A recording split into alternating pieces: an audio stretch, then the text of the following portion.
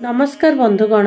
आज श्रीमद् भगवद गीता चैलेंज 38तम दिन में आम जानिबा भगवान श्री कृष्ण साधारण दृष्टि शोक करिवार कथा नुहे बोली काहेकि कहिसंती। अव्यक्तादीनि भूतानि व्यक्त मध्यानि भारत अव्यक्त निधनानैव तत्र का परिदेवना। अर्थात हे भारत, जन्म पूर्वर सकल प्राणी अव्यक्त थिले एवं मृत्यु पर मध्य अव्यक्त होइजिबे। केवल मध्य काल रे ही व्यक्त भली देखा जाउछंती। एथिरे शोक करिवार कोन अछि? देखा जाउथिबा, सुना जाउथिबा और जानि हेउथिबा सकल प्राणी शरीर इत्यादि जन्म पूर्वर अव्यक्त थिले, अर्थात देखा जाउ नथिले।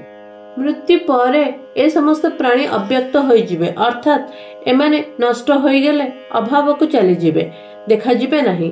सकल प्राणी मध्यकाल अर्थात जन्म परे और मृत्यु पूर्वर देखा जाती।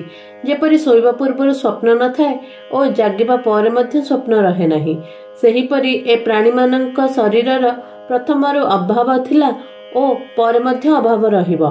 किंतु मध्यकाल रे भाव परि देखा जाउथिले मध्य वस्तुतः प्रतिक्षण एगुड़िकर अभाव हेउछि। एहा एक सिद्धांत जे जहा आदि और अंतर रुहे नहीं, ताहा मध्यकाल रे भी रुहे नहीं। समस्त प्राणींकर शरीर प्रथमरु नथिला और परे रहिबो नहीं, तेणु वास्तव रे ताहा मध्यकाल रे भी नहीं। किंतु शरीर प्रथमरु थिला एवं परे भी रहिबो, तेणु ताहा मध्यकाल रे भी रहिबो। एथिरु एही निष्कर्ष बाहरिला जे शरीरर सर्वदा अभाव अछि एवं शरीर केबे हेले अभाव नाही। तेणु उभयंक पई शोक करिबा ठीक नुहे। जहाँ आदि और अंतर रुहे नहीं, ताहार अस्तित्व आदौ नहीं, एवं जहाँ आदि और अंतर अछि ताहार अस्तित्व नित्य निरंतर रहिछि।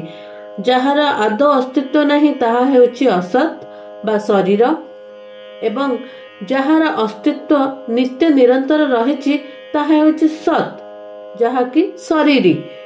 असत सहित आमर नित्य वियोग एवं सत सहित नित्य जोग रहिछि। जय जगन्नाथ।